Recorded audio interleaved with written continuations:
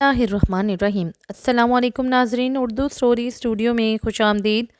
Channel पर अगर new हैं तो चैनल को सब्सक्राइब कर लें। मेरी हाफ़िज़ कुरान बीवी ने 100 बच्चियों को कुरान मजीद हिफ्ज़ करवाया था, मगर जब इसकी वफ़ात हुई तो रोज़ इसकी कब्र फट जाती और इसकी कब्र पर से धुआं निकलता। मैं रोज़ अपनी बीवी की नई कब्र बनवा कर आता। लोग पूछते कि इसने कौन सा गुनाह किया था जिसकी इसे सज़ा मिल रही है। मैंने अपनी सास और साली से पूछा तो मेरी साली रोते हुए मुझे अपने कमरे में ले गई और कमरे का दरवाज़ा बंद करके इसने मुझे एक ऐसी चीज़ दिखाई कि मेरा कलेजा फट गया। क्योंकि मेरी शादी को 6 साल गुजर गए थे और मेरी बीवी नहायत खूबसूरत और नेक सीरत थी। इन 6 सालों की रफ़ाकत में इसने मुझे कभी कोई शिकायत का मौका नहीं दिया था। मेरी बीवी हाफ़िज़ कुरान थी और शादी से पहले इसने 100 बच्चियों को कुरान मजीद हिफ्ज़ करवाया था, जिसकी वजह से मुझे हर वक्त यही सोचकर खुशी होती थी कि मेरी बीवी की सिर्फ दुनिया ही नहीं बल्कि आखिरत भी आसान होगी और वह यकीनन मेरे बच्चों को भी अच्छी तरबियत करेगी। हम दोनों मियाँ बीवी को बच्चों का भी बहुत शौक़ था, मगर शादी को इतना वक्त गुजर जाने के बाद भी हमारी औलाद नहीं हुई थी। अब मैं मायूब सा होने लगा था और ऐसे मौके पर अमूमन लड़कियां सबसे पहले नाउमीद और दिल बर्दाश्ता होने लगती हैं। मगर मेरी बीवी अपनी उदासी जाहिर नहीं करती थी और सब्र से वक्त गुजार रही थी। फिर शादी के इतने साल बाद अल्लाह को मेरी बीवी का सब्र बहुत ही पसंद आ गया था और हमें औलाद की खुशखबरी मिली। मैं इन दिनों बहुत खुश था और अपनी बीवी का बहुत ज़्यादा ख्याल रख रहा था, क्योंकि डॉक्टर का कहना था कि मेरी बीवी को बहुत ज़्यादा एहतियात की ज़रूरत है। मेरा बस नहीं चलता था कि मैं अपनी बीवी को बिस्तर से नीचे उतरने दूँ। हमारी बहुत ज़्यादा एहतियात और दुआओं के बायस अल्लाह ताला ने हमें सेहतमंद और प्यारा सा बच्चा दिया था। मगर बच्चा पैदा होते ही मेरी बीवी की तबीयत एकदम बिगड़ गई थी। मैंने ऐसा तो बिल्कुल नहीं सोचा था कि बच्चा होते ही मैं बीवी को खो दूँगा। अपनी बीवी की तबीयत का सुनकर मैंने अल्लाह से इसकी ज़िंदगी की बहुत दुआएं मांगी, मगर मेरी दुआएं रद्द हो गईं और मेरी बीवी अल्लाह को प्यारी हो गई। मैं गम से बेहाल हो रहा था। सब जानने वाले मेरे लिए अफसोस का इजहार कर रहे थे और मैं गमज़दा सा एक कोने में बैठा हुआ था। जब गुस्ल वगैरह देकर तदफीन के लिए हम कब्रिस्तान पहुँचे तो आसमान पर बिल्कुल स्याह बादल फैला हुआ था और दिन के वक्त भी ऐसा लग रहा था जैसे रात हो गई हो। जूँ ही मेरी बीवी को दफन किया गया, निहायत तेज़ बारिश शुरू हो गई और ऐसी तूफ़ानी हवाएं चलने लगीं कि सब हैरान परेशान रह गए। बीवी को दफन करने के बाद हम सब अपने अपने घरों को पहुँचे थे। मुझे ऐसे लग रहा था जैसे मौसम भी मेरे साथ मेरी बीवी की मौत का गम मना रहा हो। रात देर तक तेज़ तूफ़ानी जकड़ चलते रहते थे। मेरा बच्चा फिल वक्त मेरी बीवी के संभाला हुआ था और वो लोग भी मेरे घर पर ही क़याम पज़ीर थे। इसलिए मैं भी बच्चे की तरफ से बेफ़िक्र होकर अपने कमरे में अकेला बैठा अपनी बीवी को याद करता और इसे याद करते करते मेरी आंख लग जाती। सुबह के करीब मैंने ख्वाब देखा कि मेरी बदहाल सी बीवी बहुत बुरी तरह रो रही है। अपनी बीवी को इतनी बुरी तरह रोते देखकर मैं तड़प उठा था और ऐन इसी वक्त मेरी आंख खुल गई। बाहर तूफ़ानी बारिश और हवाएं अब थम चुकी थीं और आसमान भी साफ़ हो चुका था। अब मुझे वो ख्वाब परेशान कर रहा था। मैंने हमेशा अपनी बीवी को हंसते मुस्कुराते ही देखा था। इस तरह रोना ख्वाब में भी मुझे घबराहट में मुब्तला कर गया था। मैंने घड़ी पर वक्त देखा तो फजर का वक्त था। मैंने उठकर फजर की नमाज अदा की और अपनी बीवी की मग़फ़िरत की दुआ करने लगा। वैसे तो मुझे पूरा यकीन था कि मेरी बीवी जैसी नेक सिफ्त, नमाजी और हाफ़िज़ कुरान औरत को अल्लाह ने कब्र की तंगी से भी निजात दे दी होगी। मैंने दुआ के बाद हाथ उठकर कमरे से बाहर झांका तो सब लोग नमाज़ पढ़ने में मसरूफ़ थे। मैंने अपने बेटे से पूछा तो मेरी बीवी के भाई ने मुझे बच्चा ला कर दिया। वो सुकून से सो रहा था। मैं मुतमईन हो गया और कितनी देर अपने बेटे को सीने से लगाकर बैठा रहा। अपने बच्चे को प्यार देकर मैं घर से निकलकर सीधा कब्रिस्तान पहुंच गया। मैं अपनी बीवी के लिए कुरान पढ़ना चाह रहा था और कुछ रात वाले तूफ़ान के बाद मैं इसकी कब्र की हालत भी कभी अंदाज़ा लगाना चाह रहा था। मैं कब्रिस्तान पहुंचकर अपनी बीवी की कब्र के पास पहुंचा तो इसकी कब्र की हालत देखकर मेरे रोंगटे खड़े हो गए थे। मेरा दिल खौफ से फटने वाला हो रहा था, क्योंकि जिस औरत को मैं नेक और जन्नती समझ रहा था, इसकी कब्र पर ऐसा अजाब आया हुआ था कि मुझ जैसा मजबूत सा मर्द भी अंदर तक दहल गया था। मेरी बीवी की कब्र फटी पड़ी थी और इसमें से धुआं निकल रहा था। वहाँ इतनी तपिश थी कि मेरा वहाँ खड़ा होना मुश्किल हो गया था। कोई मज़दूर भी मेरी बीवी की कब्र बनाने को तैयार नहीं था। बड़ी मुश्किल से मुझे एक मज़दूर मिला जिसने मुझसे 4 गुना ज़्यादा पैसे लिए और मेरी बीवी की कब्र पर मिट्टी डाल दी। यह सब इस मज़दूर ने दूर से खड़े होकर कर दिया था। میں گھر پہنچا تو میری حالت نہایت خراب ہو رہی تھی۔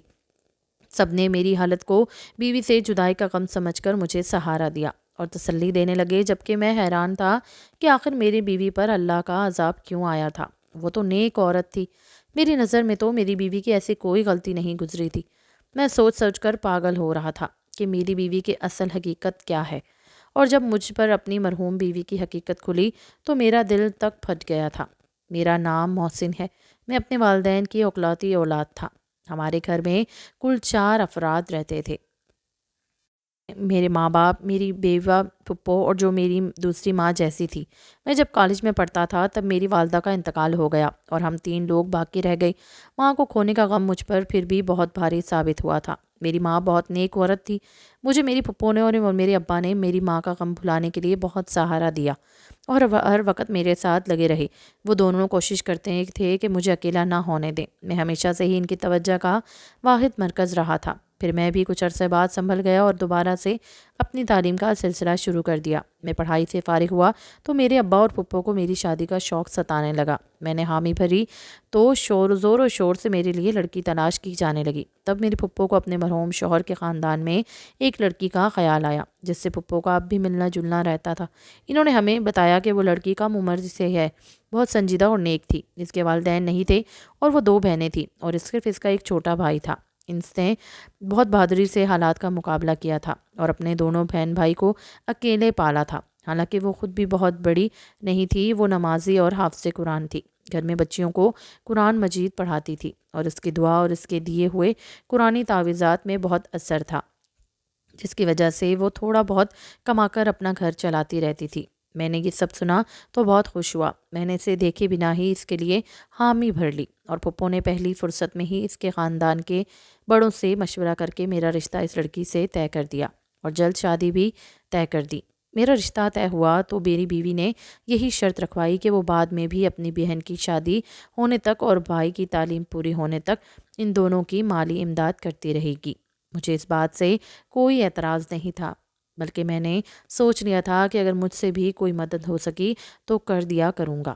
رشتہ طے ہونے کے بعد ہماری شادی کر دی گئی۔ میں نے اپنی بیوی کو دیکھا تو اس کا اسیر ہو گیا۔ وہ نہ صرف اچھی سیرت کی مالک تھی بلکہ بہت خوبصورت بھی تھی۔ اس کے ساتھ چند دن رہ کر ہی میں نے اس کے بہت قریب ہو گیا تھا۔ وہ ہمیشہ دوسروں کی مدد کرنے کو تیار رہتی تھی۔ میری بیوی عین میری پھپھو کی بتائی باتوں جیسی ہی تھی۔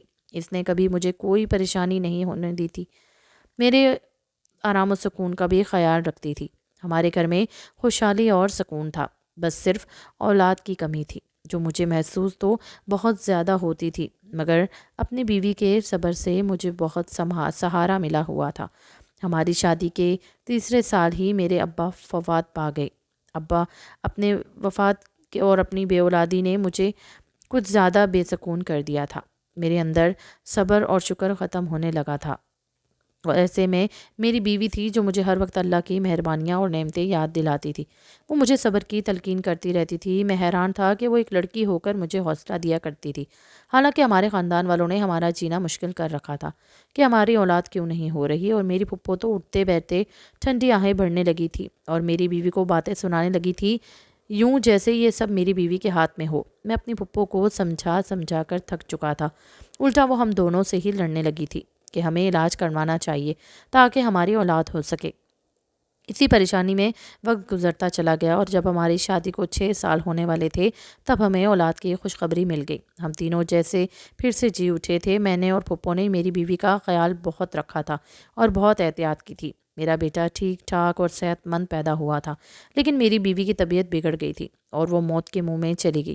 یہ سب بہت اچانک ہوا تھا اور میں اس صدمے کے لیے بالکل تیار نہیں تھا۔ اپنے بچے کی تربیت کے حوالے سے میں نے اور میری بیوی نے مستقبل کے بہت منصوبے بنائے ہوئے تھے، مگر موت کسی کے ارادوں اور مرضی کے محتاج ہی کب ہوتی ہے، جس کا جب وقت آ جائے اسے اللہ کے پاس لوٹ کر جانا ہی پڑتا ہے۔ مگر اپنی بیوی کی قبر کی ابتر حالت اور اس پر آیا عذاب مجھے دھچکا پہنچا گیا تھا۔ ہر مشکل حال میں بھی میں نے اپنی بیوی کو صبر و شکر کرتے دیکھا تھا۔ مجھے ڈھونڈنے سے بھی کوئی خامی نظر نہیں آتی تھی۔ میں اتنا تو جانتا تھا کہ اللہ ناانصاف نہیں ہے۔ ایسا تو ہو ہی نہیں سکتا کہ میری بیوی کے حقیقی اعمال سے اللہ ناواقف ہو۔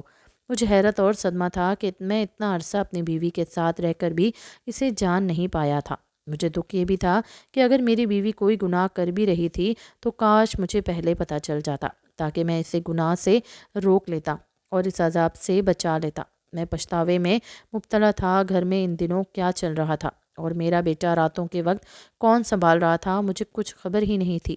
میں بس اپنی مرحوم بیوی کے لیے بے چین رہتا تھا اور اللہ سے اس کی مغفرت کی دعا کرتا رہتا تھا۔ ایک روز پھپھو اچانک میرے پاس آئیں اور سنجیدگی سے بولیں کہ انہیں مجھ سے ضروری بات کرنی ہے۔ میری پھپھو نے مجھ سے جو بات کرنی تھی وہ مجھے ایک دم غصہ دلا گئی تھی۔ میری بیوی کو مرے ابھی بمشکل 20-21 روز ہی ہوئے تھے کہ میری پھپھو میری دوسری شادی کروانا چاہ رہی تھی۔ میں پھپھو سے ناراض ہونے لگا کہ انہیں میری مرحوم بیوی کا بھی احترام کرنا چاہیے اور کم سے کم اتنی جلدی مجھ سے شادی کی بات نہیں کرنی چاہیے تھی، جبکہ میں بھی ابھی صدمے میں تھا۔ پھپھو نے تحمل سے میری ناراضگی دیکھی اور پھر مجھ سے کہنے لگی کہ وہ بوڑھی ہو گئی ہیں، اس لیے مجھے یا میرے بیٹے کو نہیں سنبھال سکتی۔ انہیں بھی میری بیوی کی موت کا دکھ تھا۔ جب میں نے پھپھو کی ان کی باتوں کا بھی اثر نہ لیا تو پھپھو نے مجھ سے کہا کہ ٹھیک ہے، تم اپنا بیٹا خود سنبھالو یا پھر اپنا بیٹا اسی کو دے دو جو اس سے دن رات ماں کی طرح سنبھال رہی ہے۔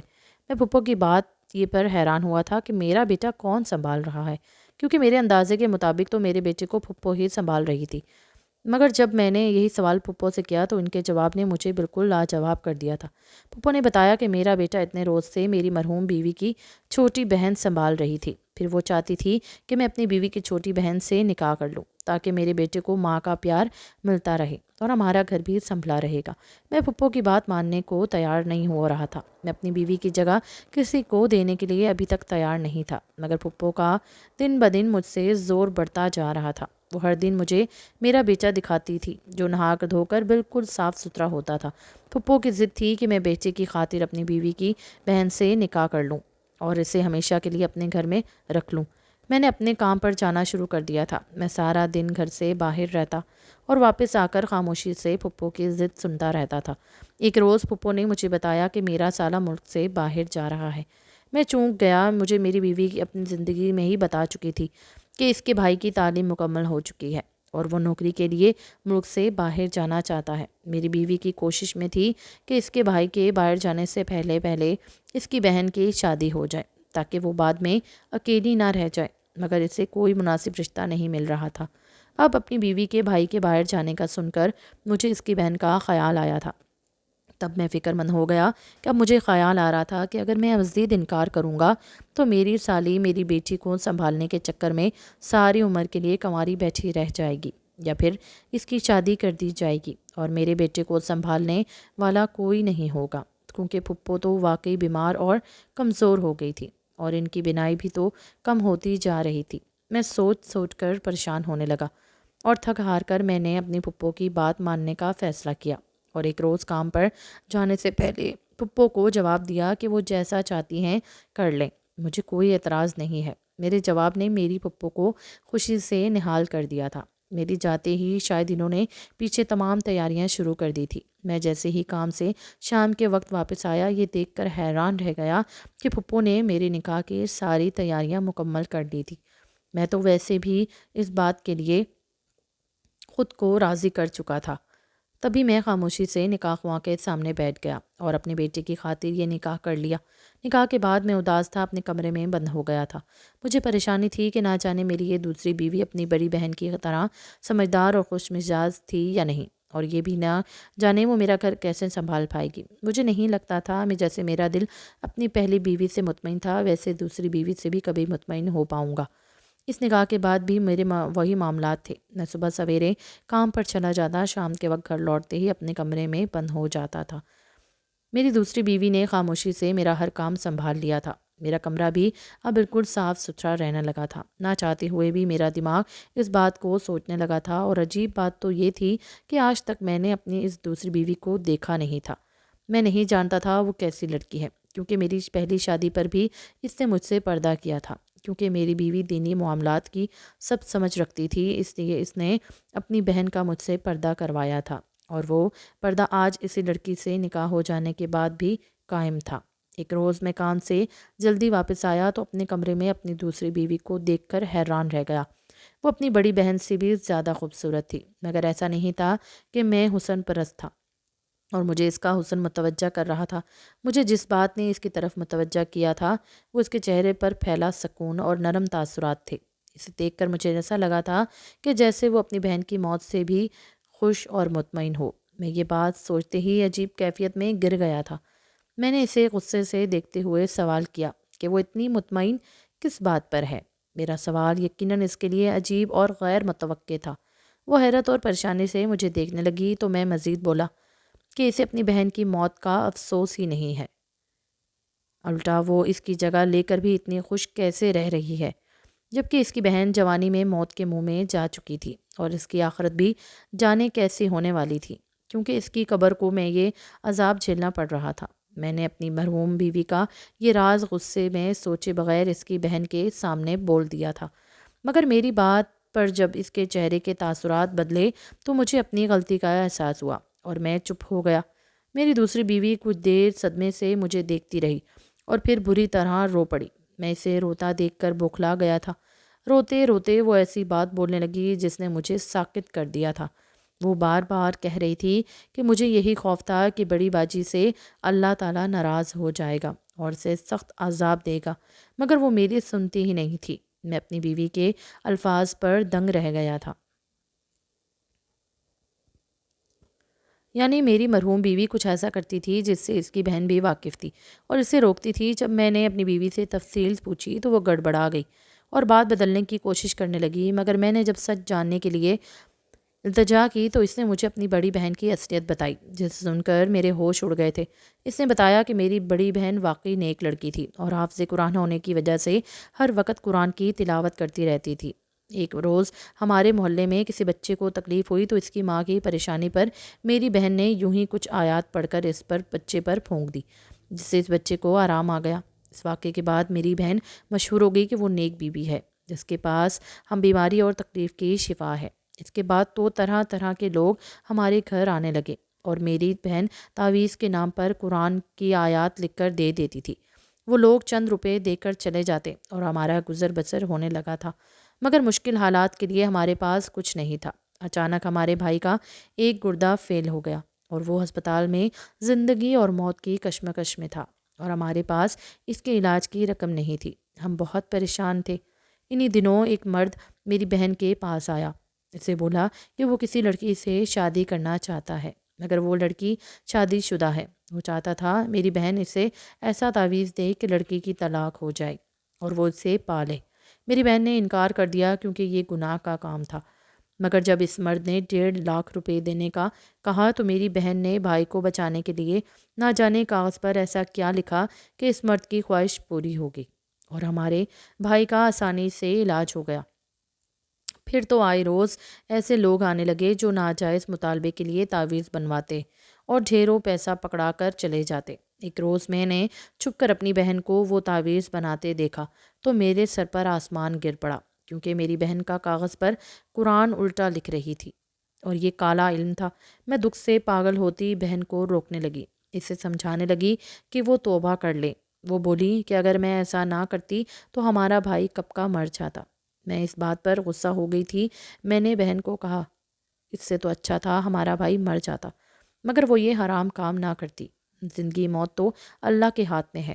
بہن اپنی بہن کو بہت سمجھاتی رہی، مگر اب وہ لالچ میں آ چکی تھی۔ وہ اتنی نیک تھی کہ روحانیت پا چکی تھی، مگر اس نے پیسوں کے لالچ میں سب کچھ گنوا دیا۔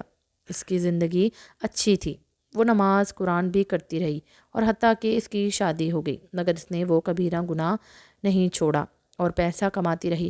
میں سب سن رہا تھا۔ میری بیوی بول رہی تھی کہ میں ڈرتی تھی کہ اللہ تعالیٰ ناراض ہو گیا تو توبہ کی مہلت دیے بنا ہی موت دے دے گا اور سخت عذاب دے گا، اور میرا کہا سچ ہو گیا۔